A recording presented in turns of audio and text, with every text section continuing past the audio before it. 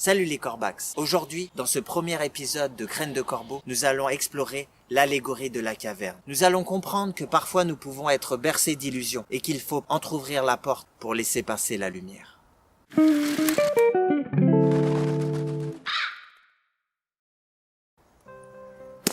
J'aimerais vous conter une histoire. En moins 399 avant Jésus-Christ, le grand philosophe de la Grèce antique, Socrate, fut inculpé par la ville d'Athènes. Il était accusé de corrompre la jeunesse en introduisant de nouveaux dieux et en réfutant ceux d'Athènes.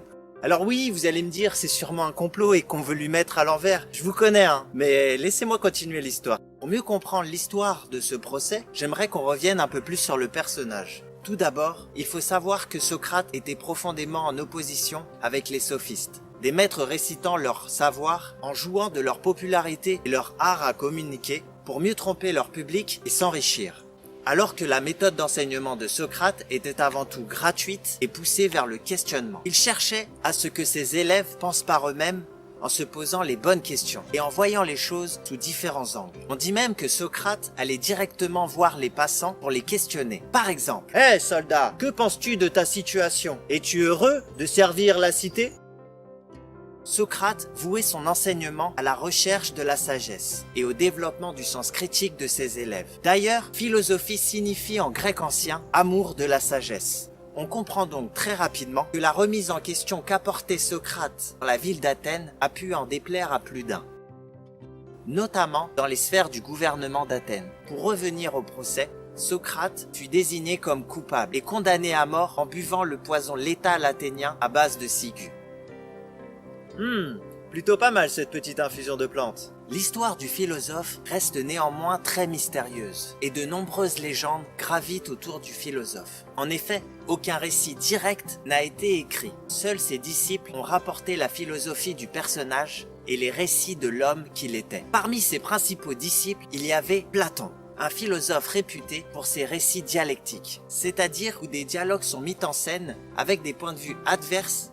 À travers les différentes œuvres de Platon, celui-ci parle de maïeutique, la méthode qu'utilisait Socrate avec son art à poser les bonnes questions pour révéler la connaissance. L'esprit serait doté d'une connaissance cachée, une connaissance universelle qu'il faudrait libérer pour atteindre la sagesse. Platon a écrit La République, où divers dialogues de Socrate sont mis en scène. À travers ce livre, il présente une cité idéale, où tout le monde aurait sa place et un rôle à jouer.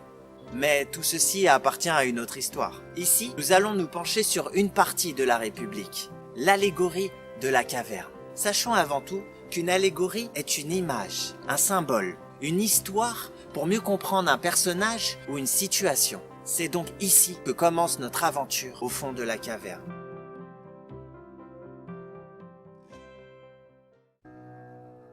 Imaginez dans le fond d'une caverne des hommes enchaînés de la tête aux pieds depuis leur enfance. Ils sont forcés à regarder la paroi en face d'eux. La seule chose qu'ils perçoivent chaque jour sur celle-ci sont des ombres mouvantes, chacune avec des formes différentes. Ces hommes pensent alors que leur réalité, le monde, est limitée à cette situation et cette vision des ombres. Un jour, l'un des hommes est libéré de ses entraves. Il se lève et se met progressivement à marcher. Il avance dans la caverne et s'aperçoit qu'un muret les séparait, où des hommes devant un feu manipulent des marionnettes de différentes formes.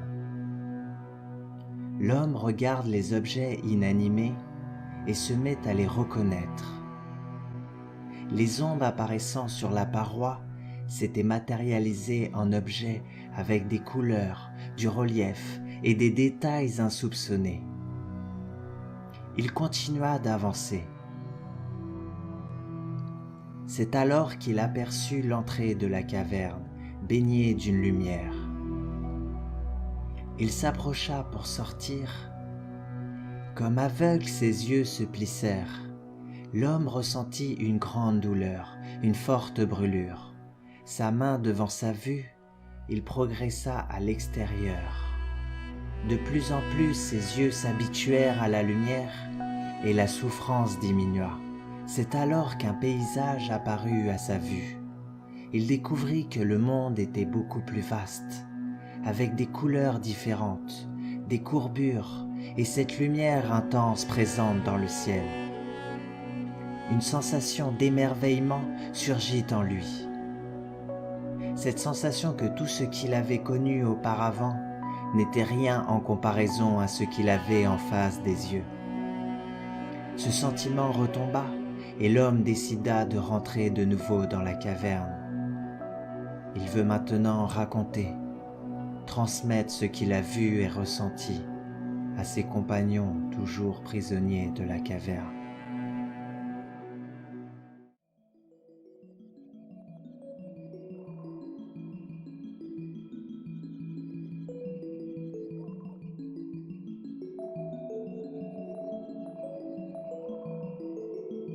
À travers l'histoire de l'allégorie de la caverne, nous pouvons remarquer que Platon nous fait la représentation d'un homme passant du monde de l'illusion vers le monde de la connaissance. En effet, à travers la philosophie de Platon, celui-ci distingue deux mondes.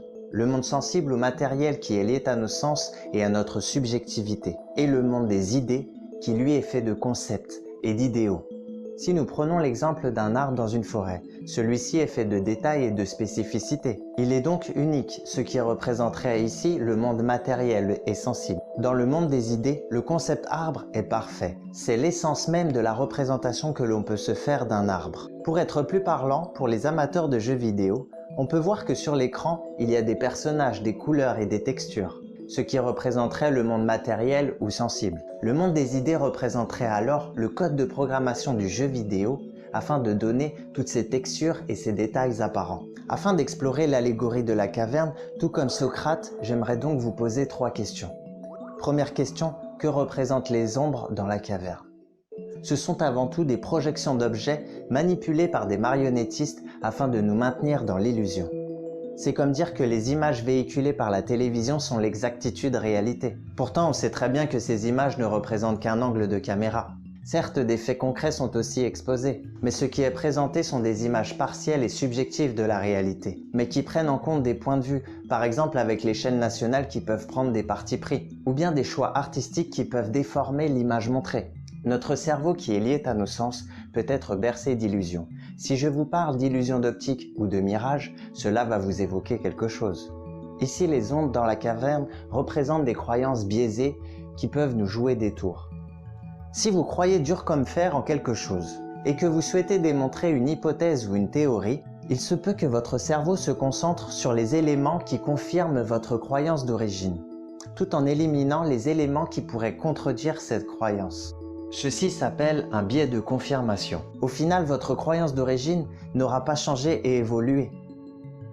Autour du XXe siècle, aux États-Unis et dans d'autres pays, des campagnes publicitaires autour du tabac ont été faites par des médecins qui exposaient que la cigarette était bonne pour la santé. Les ventes ont donc augmenté et le phénomène de mode s'est amplifié. On apprend même que ces médecins, qui sont censés représenter des figures d'autorité, ont été récompensés de leur cigarette préférée. Aujourd'hui, nous savons que la cigarette est composée de 93 constituants nocifs pour la santé et que c'est l'un des premiers facteurs du cancer des poumons. Notre croyance a donc changé et évolué avec le temps. À travers l'allégorie de la caverne, Platon fait référence aux ombres pour parler aussi des opinions des gens, qui sont des jugements, des sentiments, des avis subjectifs qui ne sont pas fondés sur une réalité partagée et constatée. Platon disait que l'opinion était quelque chose d'intermédiaire entre l'ignorance et la connaissance. En effet, si nous nous focalisons uniquement sur l'opinion des gens, nous ne faisons qu'effleurer la réalité ou bien passer totalement à côté. Bien sûr, des opinions autour de discussions, par exemple, peuvent amener de nouvelles réflexions et de nouvelles idées, si elles ne sont pas prises comme argent comptant. Une opinion, 2 opinions, 3 opinions, 4 opinions, le compte y est. Les ombres dans la caverne représentent donc ce qui nous maintient dans l'ignorance et ce qui nous fait oublier nos chaînes. Des chaînes qui peuvent nous paralyser et nous clouer face à des illusions qui nous éloignent de la réalité et de nos réelles capacités. Deuxième question. Pourquoi sortir de la caverne? Ici, il décide d'aller au-delà de ses craintes et de ses représentations. Des entraves représentées par les chaînes, les ombres et le monde de la caverne en général. Une fois ces chaînes détachées, il décide d'aller au-delà de sa situation initiale ou sa zone de confort. Puis en découvrant les objets faits de détails et cette lumière à l'entrée de la caverne, il ne s'arrête pas là, il décide de continuer. On peut donc remarquer ici qu'une curiosité et une quête de vérité s'alimentent au fur et à mesure de ses pas. Plus il avance et découvre son environnement, et plus une réalité se dévoile. Ensuite, en franchissant l'entrée de la caverne et en affrontant la lumière à l'extérieur, il souffre, il devient aveugle et déboussolé. Mais sa persistance l'amène progressivement à voir l'extérieur de la caverne. Un monde qui se dessine au fur et à mesure que ses yeux s'habituent à la lumière. Effectivement, selon la philosophie de Platon, le passage de l'ignorance vers la connaissance se fait par étapes et s'accompagne d'une douleur. Une souffrance qui est liée à la mort des apparences, des préjugés et des illusions qui tombent, qui s'estompent au fil du temps, que l'on se rapproche de la vérité et de ce qui fait sens. Le philosophe et mathématicien René Descartes disait « Pour atteindre la vérité, il faut une fois dans la vie se défaire de toutes les opinions qu'on a reçues et reconstruire de nouveau tout le système de ses connaissances. » En prenant l'initiative de sortir de la caverne, l'homme choisit donc de désapprendre ses illusions et ses fausses croyances pour mieux apprendre ensuite. Pour que son chemin l'emmène de l'ignorance faite de chaînes et d'illusions vers la connaissance qui certes au début l'éblouit, mais qui au final est lumineuse pour lui.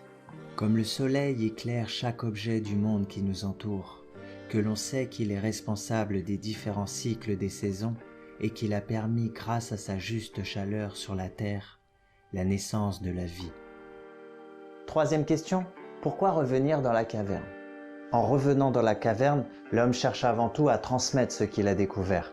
Il souhaite que les prisonniers puissent sortir de l'ignorance pour découvrir la connaissance. L'homme qui s'est habitué à la lumière du jour est maintenant aveuglé dans l'obscurité. Ainsi, en retrouvant ses compagnons, ils peuvent penser qu'en sortant à leur tour, leurs yeux peuvent brûler jusqu'à l'aveuglement. Ils peuvent donc conclure que l'extérieur est un danger pour eux.